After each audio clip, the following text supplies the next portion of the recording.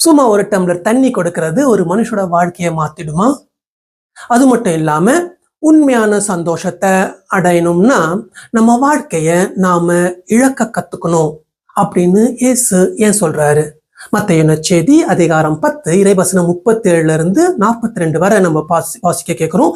இயேசுவோட இந்த வார்த்தைகள் பார்க்கறதுக்கு ஏதோ சண்டை வம்புக்கு இழுக்கிற மாதிரி இருந்தாலும் அதுக்குள்ளதான் கிறிஸ்துவ விசுவாசத்தோட ஆக சிறந்த ரகசியமே அடங்கியிருக்கு. உண்மையான அன்புங்கிறது ஏதோ பெரிய பெரிய தியாகங்கள்ல மட்டும் இல்ல, அன்றாட வாழ்க்கையில நாம மற்றவங்களுக்கு செய்யற சின்ன சின்ன உதவிகளையும் உபசரிப்புகளிலும் தான் இருக்குதுன்னு இயேசு நமக்கு சொல்லித்தராரு. பொது காலத்தின் 13ஆம் ஞாயிற்றுக்கிழமையான இன்னைக்கு சுனேம் ஊர் பெண் இறைவாக்கினரை உபசரித்த கதையையும் ஞானஸ்தானத்தின் வழியாக நமக்கு கிடைச்ச புது வாழ்வையும் உன் சிலுவையை தூக்கி கொண்டு என் பின் வா அப்படின்னு இயேசு கூப்பிடுற அழைப்பும் எப்படி ஒரே நேர்கோட்டுல வந்து நிக்குதுன்னு பார்க்க போறோம். இதுதான் நம்மள நிஜமான சந்தோஷத்துக்கும் முடிவில்லா வாழ்வுக்கும் கூட்டிட்டு போற ஒரு பாதையாக இருக்கும். இந்த தியானத்தோட கடைசி வரைக்கும் நம்ம கூட இருங்க. ஏன்னா இன்னைக்கு கடவுள் பேச போற வார்த்தையானது மற்றவங்களோட நாம வச்சிருக்கிற உறவையும் நாம செய்யற சேவையையும் இன்னைக்கு நாம செய்ய போற ரொம்ப சாதாரணமான காரியங்களையும் கூட மாத்தி யோசிக்க வைக்கலாம். ஆண்டவரோட இந்த சந்திப்பை ஒன்னா சேர்ந்து ஆரம்பிப்போம். நம்மளோட நம்பிக்கை சுடர் சேனலுக்கு உங்கள் அனைவரையும் அன்புடன் வரவேற்கின்றோம்.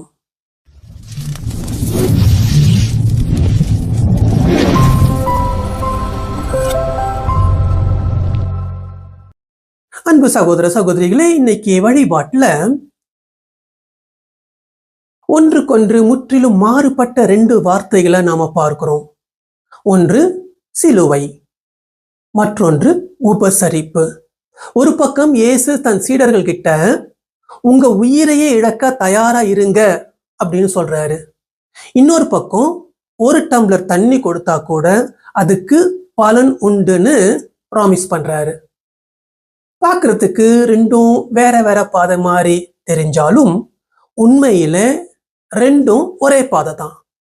அதுதான் தன்னை முழுசா தாராளமா கொடுக்கிற அன்பின் பாதை. இது பெரிய தியாகத்திலேயும் இருக்கும், குட்டி குட்டி உதவிகளிலும் இருக்கும். சுனாம் ஊர் பெண் உயிர் கொடுக்கும் உபசரிப்பு.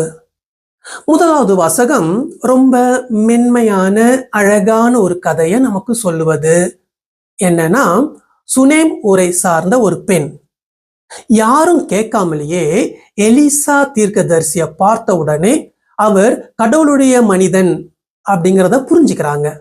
அவரை உபசரிக்க முடிவு பண்றாங்க. 2ஆம் அரசர்கள் அதிகாரம் 4 இறைவசனம் 8 பார்க்கிறோம். அவர் அங்கு சென்ற பொழுதெல்லாம் உணவருந்துபடி அவரை கட்டாயப்படுத்துவாள். சும்மா சாப்பாடு மட்டும் கொடுக்கல, அவர் வந்து தங்கிட்டு போக அவருக்கும் சேர்த்து தன் வீட்டுல ஒரு மாடியில ஒரு குட்டி ரூமையே கட்டித்தராங்க. அவங்க காட்டிய அந்த அன்பு ரொம்ப பியூரானது, எந்த ஒரு எதிர்பார்ப்பும் இல்லாதது. அவங்க எந்த ஒரு பிரதிபலனும் எதிர்பார்க்காம செஞ்ச அந்த உதவிக்கு கடவுள் அவங்க நினைச்சே பார்க்காத ஒரு கிஃப்ட கொடுக்கிறாரு. குழந்தைய பெத்துக்க முடியாது அப்படின்னு நினைச்ச அந்த பெண்ணுக்கு ஒரு ஆண் குழந்தையை ப்ராமிஸ் பண்றாரு. 2 அரசர்கள் அதிகாரம் 4 இறைவசனம் 16 என்ன சொல்கிறது என்றால், அடுத்த ஆண்டு இதே பருவத்தில் நீ ஒரு மகனை தழுவி கொண்டிருப்பாய் அப்படின்னு எலிசா வாக்கு கொடுக்கிறாரு. புனித ஜான் கிறிசோஸ்தோம் அப்படின்ற ஒரு புனிதர் என்ன சொல்றாருன்னா, அழகா சொல்வாரு, கடவுளோட மனுஷனை உபசரிக்கிறது எப்பொழுதுமே வீண் போகாது. ஏன்னா கடவுளுடைய தூதருக்கு கதவை திறக்கிறவங்க நிஜத்துல கடவுளுக்கே தன் வீட்டு கதவை திறக்கிறாங்க அப்படிங்கிறாரு. ஞானஸ்தானத்தில் அடக்கம் செய்யப்பட்டு உயிர்த்தெழுதல் நாம் வாழுற புது வாழ்வு. புனித பவுல் ரோமியருக்கு எழுதின கடிதத்தில் ஞானஸ்நானம்ங்கிறது சும்மா ஏதோ ஒரு சுத்தம் செய்யற சடங்கு கிடையாது. அது கிறிஸ்துவோட மரணத்திலையும் உயிர்ப்பிலையும் நாம் நேரடியாக பங்கு பெறுகிற ஒரு அனுபவம் அப்படின்னு விளக்குறாரு. ரோமை அதிகாரம் 6 இறைவசனம் 4 இறந்த கிறிஸ்துவை மாட்சிமை பொருந்திய தந்தை உயிர்த்தெழ செய்தது போல நாமும் புது வாழ்வு பெற்றவர்களாய் வாழும்படி அவருடைய சாவோடு இணைந்தவாறே திருமுழுக்கின் வழியாக அவரோடு அடக்கம் செய்யப்பட்டோம். இது ஏதோ சும்மா கவிதை மாதிரி சொல்ற வார்த்தைகள் இல்ல. நம்மளோட அடையாளமே உள்ளுக்குள்ள மொத்தமா மாறிடுச்சுன்னு பவுல் அடிச்சு சொல்றாரு. எருசலேம் நகர் புனித சிரில் அப்படிங்கிறவரு ஞானஸ்நானம் பெற போறவங்களுக்கு மறைக்கேள்வி எடுக்கும் பொழுது ஒரு சூப்பரான முரண்பாட்டை வச்சு விளக்குவாரு. அது என்னன்னா, ஞானஸ்நானம் தண்ணிக்குள்ள நாம சாகாமலே சாகிறோம், இன்னும் சாகாமலே புதுசா வாழ்கிறோம். இதுதான் கிறிஸ்துவ வாழ்க்கையோட தத்துவம். மரணத்தால கூட தொட முடியாத ஒரு புது ஜீவனை நாம இப்பவே நமக்குள்ள சுமந்திருக்கிறோம். தன் உயிரை இழப்பவர் அதை கண்டடைவார். சிலுவையின் கணக்கு அது. நற்செய்தி வாசகம் நம்மள இயேசுவை பின்தொடர்றதோட சீரியஸான பகுதிக்கு கூட்டிட்டு போகுது. மத்தேயு எழுதிய நற்செய்தி அதிகாரம் 10 இறைவசனம் 39 சொல்வது என்னவென்றால், தன் உயிரை காக்க கருதுவோர் அதை இழந்து விடுவர், தன் பொருட்டு என் பொருட்டு இயேசுவின் பொருட்டு தன் உயிரை இழப்போரோ அதை கண்டடைவார். இயேசு நமக்கு ஏதோ சொகுசான வாழ்க்கைய ப்ராமிஸ் பண்ணல.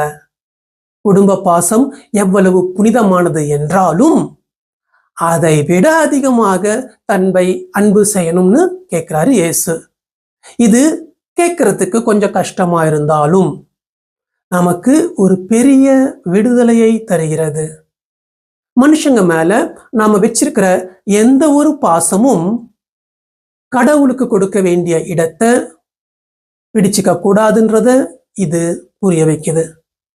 ஆனா இதையெல்லாம் சொல்லிட்டு அடுத்த செகண்டே இயேசு தன் குரலை சாஃப்டா நம்மளோட அன்றாட வாழ்க்கையில செய்யற ஒரு சின்ன விஷயத்த உதாரணமா சொல்றாரு. மத்தேயு அதிகாரம் 10 இறைவசனம் 42. இச்சிறியோருள் ஒருவருக்கு அவர் என் சீடர் என்பதால் ஒரு கிண்ணம் நிறைந்த நீராவது கொடுப்பவர் தமக்குரிய கைமாறு பெறாமல் போகார். கடவுளுடைய கண்ணில் சிலுவை சுமக்கிற பெரிய தியானமும் ஒரு டம்ளர் தண்ணி கொடுக்கிற சின்ன உதவியும் ஒரே தராசுல தான் இருக்கு. இதைதான் புனித தெரேசா தி கொல்கத்தா அடிக்கடி சொல்லுவாங்க. நம்ம எல்லாரையும் பெரிய பெரிய காரியங்களை செஞ்சிட முடியாது, ஆனா சின்ன சின்ன காரியங்களை பெரிய அன்போடு செய்ய முடியும். சிலுவையை சுமக்க பழகிறதுக்காக நாம அன்றாட வாழ்க்கையில காட்டுற சின்ன சின்ன அன்பை இயேசு தள்ளி வைக்கல, அதையும் சேர்த்துதான் அணைச்சிக்கிறாரு. இறுதியாக தன் வீட்டு கதவை திறந்த சுனேம் ஊர் பெண் ஞானஸ்தானத்தோடு புது வாழ்வை ஞாபகப்படுத்துற பவுல் சிலுவையை பத்தியும் ஒரு டம்ளர் தண்ணியை பத்தியும் பேசுற இயேசு, இவங்க எல்லாரும் இன்னைக்கு நமக்கு வைக்கிற ஒரே ஒரு வேண்டுகோள் இதுதான். பாவத்துக்கு செத்தவங்களாகவும் கடவுளுக்கு வாழ்பவர்களாகவும் ஒவ்வொரு நாளும் வாழுங்க. இது ஆரம்பிக்கிறதுக்கு ஒரு பெரிய ஹீரோவாக இருக்கணும்னு அவசியம் இல்லை.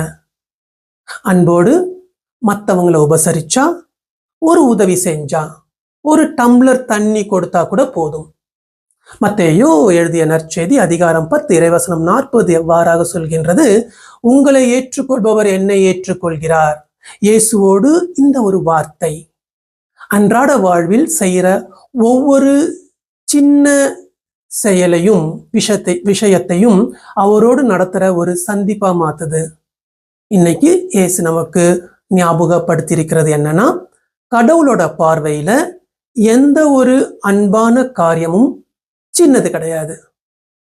அன்போடு கொடுக்கும் ஒரு சாதாரண ஒரு டம்ளர் தண்ணி கூட விண்ணுலகத்துல என்றென்றைக்கும் அழியாத மதிப்பை பெற்று தந்திடும்.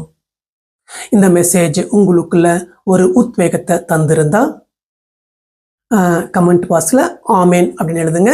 இல்ல ஆண்டவரே உம்முடைய இதயத்தை போல அன்பு செய்ய என் இதயத்தை மாற்றும் அப்படின்னு எழுதுங்க. இது நம்ம எல்லோருடைய கூட்டு ஜெபமாக இருக்கும். நீங்க கமெண்ட்ல போடுற அத்தனை ஜெப விண்ணப்பங்களுக்காகவும் நாம ஒன்னா சேர்ந்து ஜெபிப்போம். இப்பொழுது ஜெபிப்போமா? ஆண்டவராகிய இயேசுவே, ஞானஸ்நானத்தின் வழியாக உம்மோடு இறந்து உயிர்த்தெழுந்த எங்களுடைய வாழ்க்கை ஒவ்வொரு நாளும் நாங்கள் மற்றவர்களுக்கு காட்டுகிற சின்ன சின்ன அன்புல வெளிப்பட அருள் தாரும். சிலுவையை சுமக்க தேவையான தைரியத்தையும், அதே நேரம் சோர்வுற்று வரும் சகோதர சகோதரிகளுக்கு ஒரு டம்ளர் தண்ணி கொடுத்து உபசரிக்கிற மென்மையான அன்பையும் எங்களுக்கு தாரும். ஆமென். இந்த இறை வார்த்தையை எங்களோடு சேர்ந்து கேட்ட அத்தனை பேருக்கும் மிகவும் நன்றி. இந்த சிந்தனை உங்களுக்கு பயனுள்ளதாக இருந்ததென்றால் மறக்காம ஒரு லைக் போடுங்க.